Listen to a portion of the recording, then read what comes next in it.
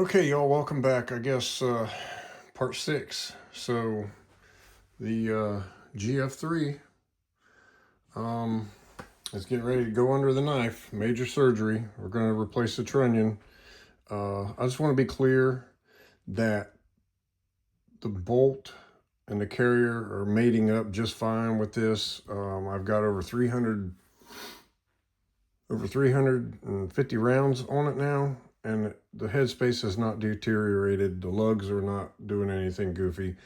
For all intents and purposes, it's a functioning deal. But I have this Romanian trunnion, and I have the tools, and the riveting tool's not up here. We'll review that when that step comes. But I have this stuff. So I really don't have an excuse as to why I wouldn't just go ahead and install that trunnion and make this rifle the excuse me, the absolute best it can be. So I got the tools. This is part of the barrel press kit. Again, I can't show you how any of this stuff works. You have to draw your own conclusions. You know, that's a YouTube no-no. Can't show how to anything repair, modification, firearm related. Can't do it. So first step I'm going to do is I'm going to press out the barrel pin. And then I'm going to use this little deal right here to draw out the rivet heads and remove the trunnion. And then the next step will be to rivet this in, including dimpling these two back holes to match the countersinks in the trunnion right here.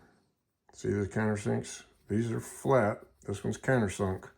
So it requires a swell neck rivet and the receiver to be dimpled on these two holes. So there it is. I decided that I guess this is my first attempt at any of this. So if I screw it up, it's just a PSA. It's not like it's a Modi or anything real valuable. It's just a PSA. Now, we'll get into later what this thing means to me and why I'm going to all this trouble. But for the time being, yeah, I'm going to go ahead and, because to be honest with you, I just would feel better.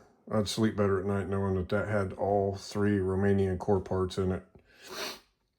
And I'm going to try to make Brad proud. You know, I could try to think, what would M26 Lemon Grenade do? Would he leave that in there if he had this? No, he would not. He would put that Romanian core part in there. So thanks to him is why I was inspired to do this anyway. So I'm going to do it. I'm going to do it all the way. So stick around, guys, and we'll get into some more of the details once I get some of this stuff apart. Okay, so got the barrel pin out, and old Brad wasn't kidding. That is one thing that PSA does do well. That is one nice looking barrel pin hole. Very nice. Yeah, boy, no turning back now. You can see here, looking at the receiver, that no dimples, okay? No dimples. I can't believe I got this thing apart without screwing anything up. Not bad for the first time, I guess. The old Soviet arms. Okay, it's kind of hard to tell by looking at this because the rivets are still in it. I have to press the barrel out to get these out. I don't really give a shit if I get the rivets out of this trunnion or not, but all 6 of these holes are countersunk for swell neck rivets. So there's the proof that they do not rivet these rifles correctly. No dimple, no dimples. Okay, that shiny spot is from where the rivet head came off on the drill and spun a couple times. It happened on like 4 out of 6 of them. So, yeah, I did it. There's no turning back now. So, the only true test here to see is if this thing fits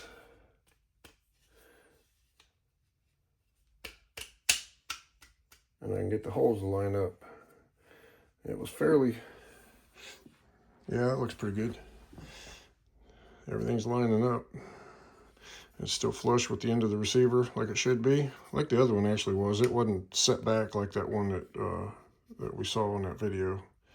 So the next step on this is I probably will go ahead and put these 4 rivets in, and then I will dimple these and then put these 2 in. And then this will be a Romanian trunnion on my PSA, correctly riveted per AKM spec. And then that'll be one more thing that I can check off on this thing is done correctly. So there's that. The very next step, obviously, well, one of the next steps, that one I just said, and then this, I have to chuck this up in the, I actually have 2 different barrel press kits. So I got the AK Builder one because of the fixture and stuff to press the barrel pin out and all the other nice little goodies that come with it. And the second one is a Toth tool. And I guess if you guys have watched any videos on building AKs, you know what that thing looks like. It's got the 2 pieces that go here and then the 2 rods and everything. So I felt like it would be easier for me to control the barrel instead of it jumping on the big press out in the shop when I'm trying to set headspace. So the next thing I gotta do is get this barrel pressed out. And then this trunnion's, you know, it can go in the collection of scrap metal, I suppose. But even though it's not in bad shape, there really isn't anything wrong with it. I just wanted to get it out of there and make sure it's all Romanian core parts. And it'll serve me the rest of my life because I'm kind of old. So there's that.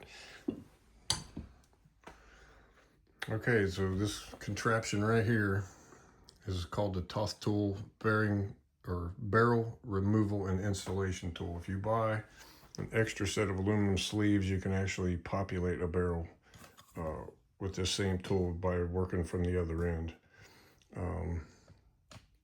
Obviously I'm not doing that, so looks kind of hokey, I don't know, but we'll see here in a few minutes if I can get this barrel out. Well, shit, that wasn't too bad. It'll come out of there a lot easier than I thought it would. Almost makes me wonder. Better probably get some calipers and check. Where'd it go? Oh, check the old rummy ID and check the OD of this barrel. Make sure this is the right size. If not, I'll be buying a barrel, I guess. Which would be icing on the cake if I bought a good barrel, then really wouldn't be any more problems with the rifle ever, but it came apart pretty easy. So as you can see, I got it all tore apart, and there's your, I could probably knock these rivets out with some punches now if I cared to. Maybe I'll go do that so you guys can see those holes. Okay, so here is the PSA trunnion, and you can see all 6 holes are countersunk with the purpose of using a swell neck. Now, my question would be, if it is a toolcraft trunnion, then it's a PSA trunnion, which means owned by PSA, made by PSA. Why in the hell would they waste their time, if they're trying to be cheap, countersink these other holes when they don't need to, and not dimpling any of it, and not using the right rivets? Why would they waste the time to countersink all 6 holes when they only needed to countersink 2 and then dimple and use the proper rivets? All this is extra steps that cost money in manufacturing. So I don't know. Something else I'm seeing here that's concerning me. I don't know if it's normal for that to set in. This is the PSA trunnion, this is the PSA barrel. I don't think I've ever seen one of these actually set. Is that normal for them to set that far in before it starts pressing? like that far. I don't know. Because I can tell you that it does that exact same thing with that Romanian carrier. Same thing. So I don't really have any inside micrometers that are that small.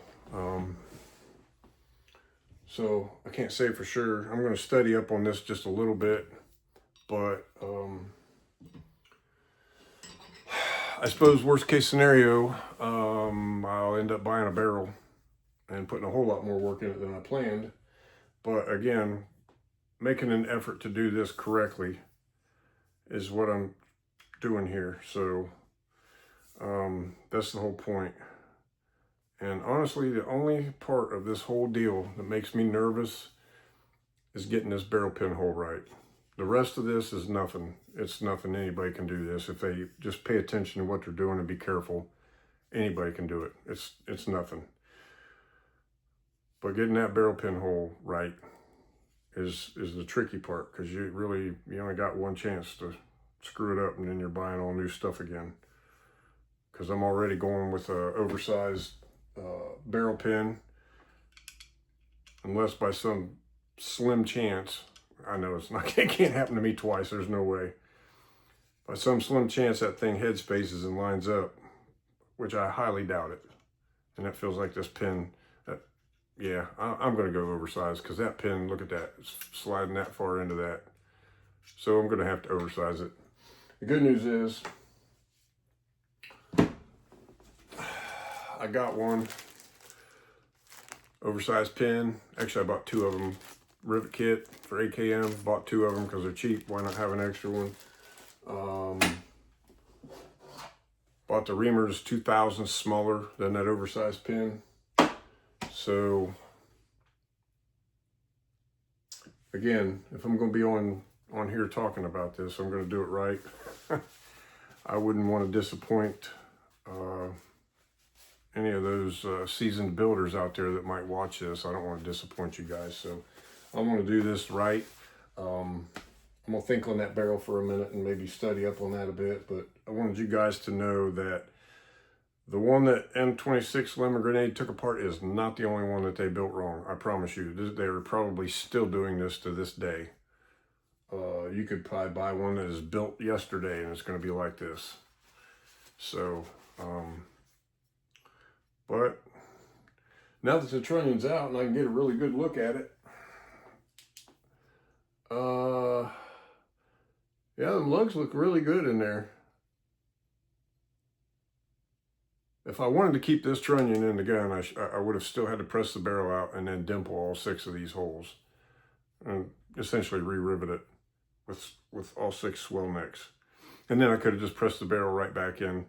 But what I also intend to do, and I don't have that tool out here in front of me, but I'm going to lap that Romanian bolt into the Romanian trunnion before I press the barrel back on. That way it's flat and true.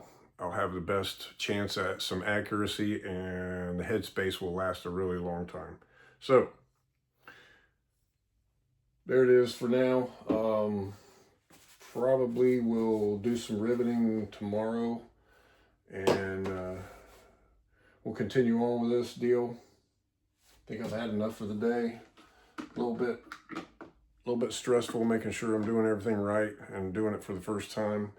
So I successfully demilled the front half. I got the trunnion out successfully, put the new trunnion in. I haven't riveted it yet. And I successfully pressed the barrel out of the old trunnion. So, haven't tore anything up yet, haven't screwed anything up yet, using all these tools I've been watching videos about for the last 5 or 6 years. So, all that studying, all that watching videos has paid off apparently. Once I'm finished with this thing, we're going to do a video on, I'm going to call it the insanity of rebuilding one of these, because it's financial insanity. The only way I can justify buying all these tools is if I'm going to pursue doing some kit builds, which I guess I intend to do. And at some point. This is really the only way you can justify buying these tools. You can't buy all this stuff just to fix one rifle. So anyway, that being said, thanks for watching, guys. If you like this, if it's been helpful, I know it's helpful for me. PSA has definitely forced me to learn a couple things about the AK platform. So at the very least, we'll learn something, right? Thanks for watching. Don't forget to hit that like button, drop a comment. Please consider subscribing. Thank you.